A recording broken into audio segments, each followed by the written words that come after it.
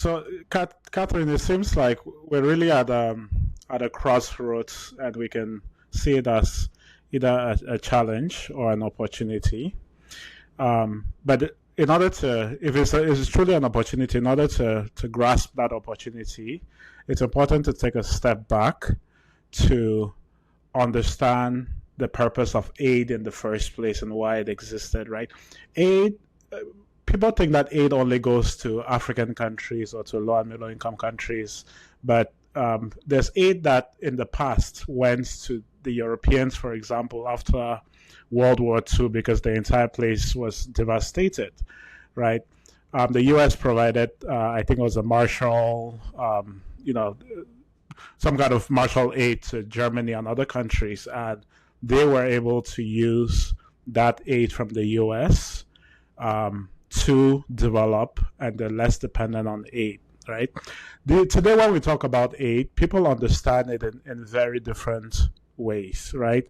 Not everybody understands it to be the same thing. Some people see it as charity. Right.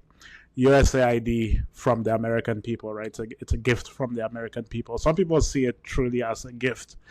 Some see it as reparations, right, for colonial injustices.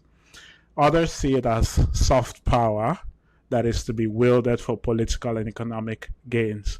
And when Trump disbanded USAID, interestingly enough, a lot of American global health advocates were making this case that it is, soft power that the U.S. is letting go of, which was interesting to see. So, how do you see aid, right, and its role in development on the continent? Maybe it's the question of what proportion is charity, what proportion is soft power, and what proportion is reparations.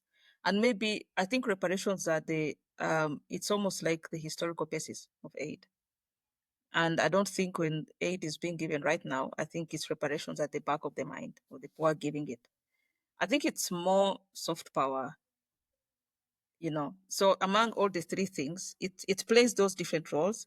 It exists because there's a historical context of why this aid is necessary. And I think maybe there's even a future context of why aid exists. It creates this, I think someone has made the case, and I don't think it's far-fetched. You create this level of dependency that people feel, our political class feels like there's no way we can survive without this. And so they reach a point where they are so dependent, they are hooked. And it's hard to disentangle themselves from that hooking that has happened. Whether that was intentional or not, it may not have been intentional, but it has happened where our political class feels like they are hooked to this system that they cannot disentangle themselves from. And so while perhaps aid started as reparations, I think now it has reached a point where it's actually something that sustains this whole colonial power structure. And it's part of that. So you give this little carrot and people are happy looking at this beautiful carrot while they don't pay attention to everything else. And if they want to pay attention to everything else and you say, I'll take away the carrot, then they're like, oh my God, if you take away the carrot, you're going to die. So we don't have time to focus on those things which have brought us to this place where we need your carrot in the first place. So that's part of the thing. And for me, it has been also quite interesting to see the very open discourse. Oh my God, we are going to lose soft power. We're going to lose soft power. Aid was one of the most effective soft power tools. This has been quite dominant in the narratives around, in the aftermath of this. And then I've been asked many, many times, what do you think China will step in? I'm like, oh my God, why would I care whether China stepped in? Is Africa this football that everybody looks at when there's a crisis? Oh my God, who's going to get the ball? How do we make sure the other person doesn't get the ball? We're being passed around like a football. And we're here, and for me, that's the frustration I have with the political class. How do you think this is okay? Trump has done something, and immediately Europe is saying, oh, we can't step in.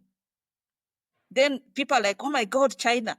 And you're here, you're Africa, like your whole continent, 1.5 billion people.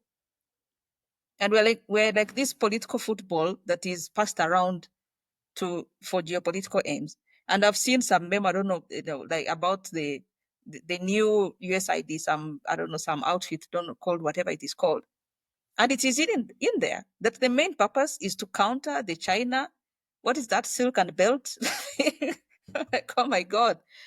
And then, and we're here and we ask and we allow ourselves to be hooked to this thing, which is being set up to counter China influence.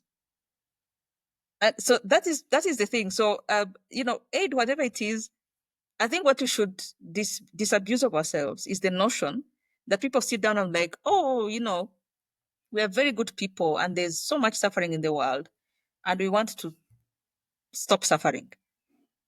And that is the motivation for aid. No. I ultimately, as I said, the middle part, the geopolitical power, the soft power is the main consideration. And if you want to do that, then you say, okay, what's the best way to do it? Because you could take our politicians and take them for, luxury cruises and maybe get the same outcome, but that wouldn't look good. Maybe cheaper. So you try to do something that is palatable to your own constituents, but also the constituents across the pond, so that people feel like, yeah, these people are doing a good thing, and these are good people. But ultimately, the rationale for aid is not good. It's not to solve problems. It's not to alleviate suffering. It is to get geopolitical power in a way that is palatable to constituents in both sides of the world. And so that's how we end up. And for me, the frustration is that we don't see through this, and our political class gets so dependent that you find that you have critical parts of your sector, your health sector, are dependent on aid.